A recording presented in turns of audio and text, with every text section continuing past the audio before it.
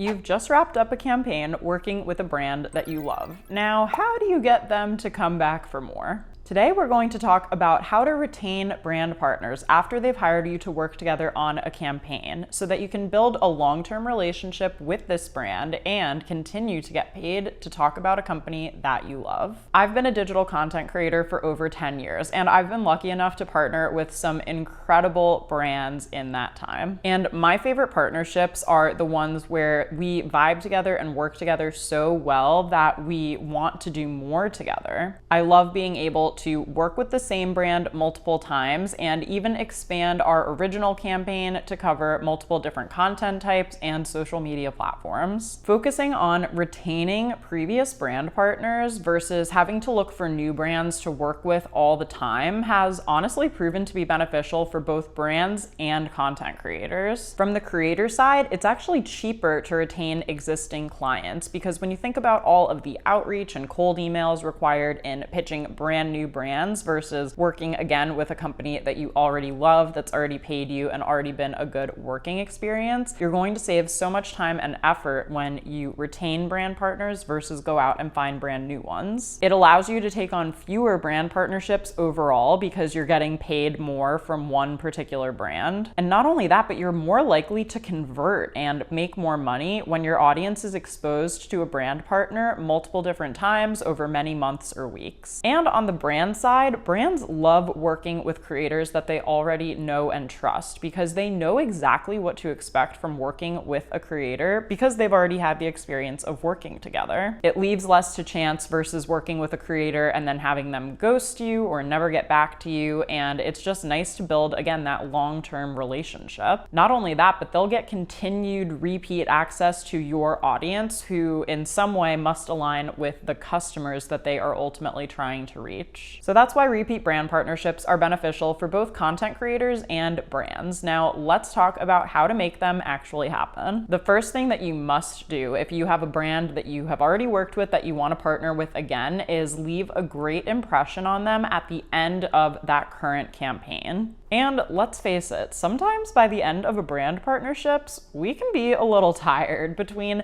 everything you've done for the brand partnership, from negotiating your contracts to getting approvals to creating the content, editing it, uploading, engaging, and so on and so forth. By the end of the campaign, you might be tempted to just send your invoice and not do anything else. But I know if you're watching this video, you're not that kind of creator. Going above and beyond at the end of a campaign when there's nothing left for you to do shows how much you care and shows what a dedicated partner you can be. One thing I've been doing for about a year and a half now that's worked really well for me is sending a campaign wrap-up report at the end of a partnership. So as you may know, if you've done a brand partnership before, at the end of a campaign, you're often asked to share your analytics and insights because the brand wants to know how the campaign performed.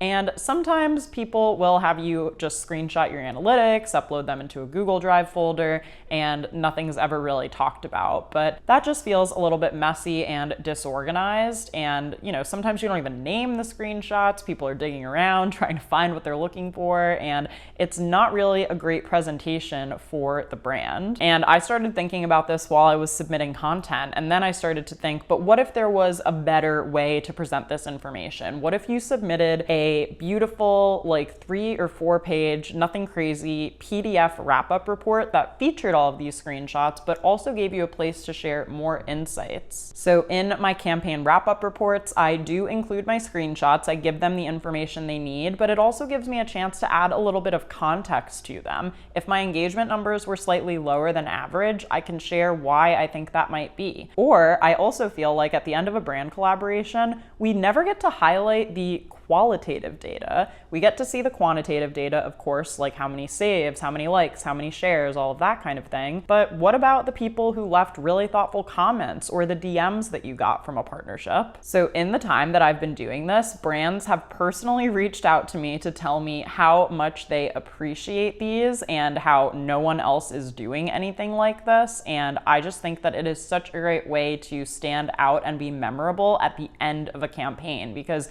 people will remember the last interaction that they had with you best. So if you were amazing at the beginning of the campaign, but you drop off towards the end, that's just what they're going to remember. This has definitely helped me leave an amazing impression with brand partners and be kept top of mind for repeat opportunities. If you'd like to steal my strategy and try this out for yourself, I've actually made my campaign wrap-up report an editable Canva template that you can access. I've designed it in 5 different colors.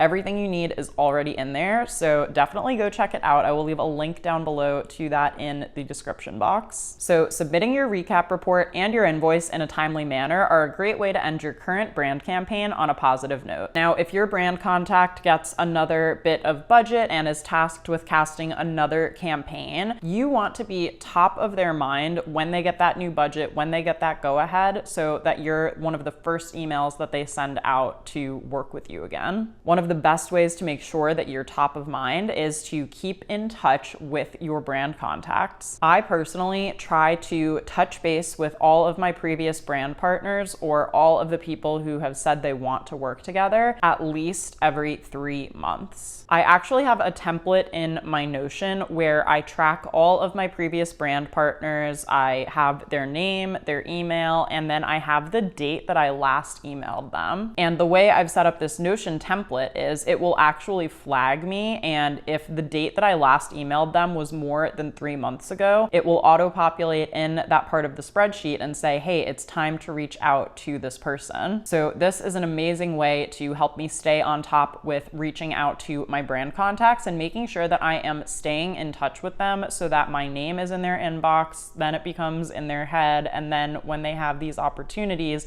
I'm someone who they're thinking of. This is really helpful to close the gaps between when you last communicated with your brand partners, because obviously we get busy and things happen, but maintaining these relationships really will be key in order to secure repeat brand partnerships with the same company. So you might be thinking, okay, that's fine, but like, what do I say in my email? So here are some ideas of what you can reach out to a brand partner about. One thing you can reach out about is if you recently saw something on the brand's social media channels that you really liked. So a beauty brand that I follow recently interviewed one of their team members on their Instagram account, and I thought that was a really great way to share more insight into the brand, get to know this person who works for the brand, and it wasn't your typical content. So I reached out to that brand and said, oh, I saw this person being interviewed in a recent reel on your Instagram, and I just want to say I thought that was so cool. You can also reach out to brand partners if they've just launched a new product, because chances are they are trying to get the word out about that product. So if you're not already receiving PR from your brand partners,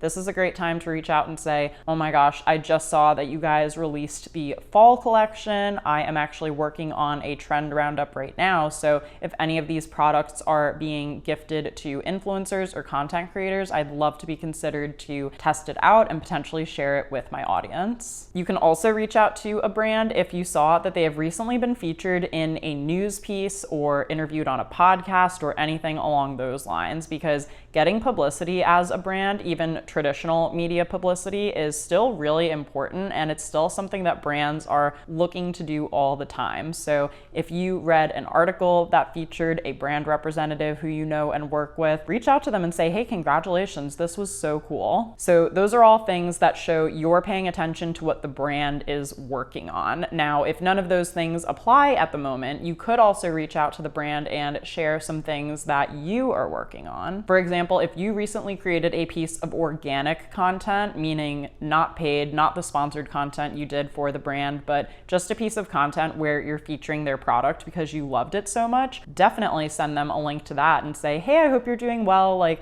I'm still loving my serum that we partnered on months ago. I actually just included it in my Get Ready With Me reel here. Hope you're having a great summer. And another thing you could reach out about are any exciting updates or milestones in your business. So if you have taken content creation full time, if you've just celebrated your 5th year anniversary as a content creator, if you've just reached 100,000 YouTube subscribers, you can send that out to brand partners, and not necessarily framing it in a braggy way, more just in an updatey way so people know, because maybe brands have minimum follower thresholds with who they need to work with. And if you've just passed a certain benchmark, maybe now you can be considered for paid campaigns. And we can't expect brand partners and people who work for brands to be keeping tabs on us 24/7. So bringing that information to them saves them time and might give them another option when it comes to casting campaigns. One specific example of how I've done this in my own business is at the end of each year. As you may know, if you've followed me for a while, I always do my own beauty awards because I'm a former magazine editor, and that's something we used to do at the end of each year that I always looked forward to. So in recent years, what I've been doing is after I give out my beauty awards, and that's usually published over on my blog, Keep Calm and Chiffon, what I'll do is send the link to the blog post and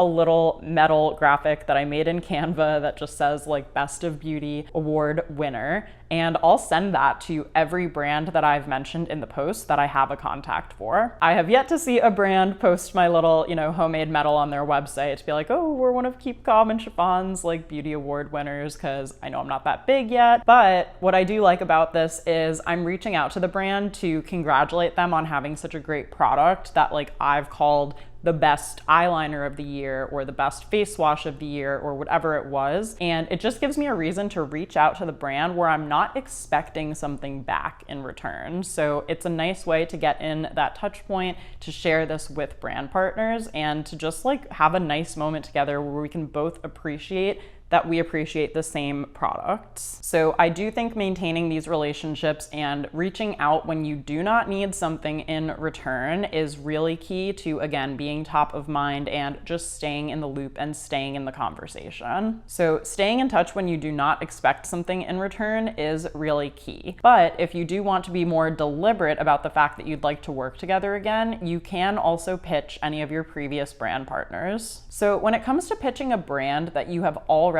worked with, you have to worry less about giving the spiel about, hi, I'm Austen, I'm a fashion and beauty content creator based in New York City, and I create content about da da da da da. It's less about your intro spiel and what you can offer, because they already know that if they've already worked with you. So when you do pitch a previous brand partner, I think the entirety of that email or that call, if you end up hopping on a catch-up call, should be all about a specific idea that you want to bring to life with that brand. So maybe you found a format that is working really well for you right now on Instagram Reels, and you think that their product would integrate really seamlessly into that. Or maybe you saw that their yearly sale is coming up and you have a really creative way to promote that sale to your audience. I think, again, looking at what the brand has done recently with other influencers, looking at their website to see what are the new products coming out, what are the sales coming up, like what is going on with this brand, and being really well informed about the brand before you go in pitching ideas that don't make any sense for that particular brand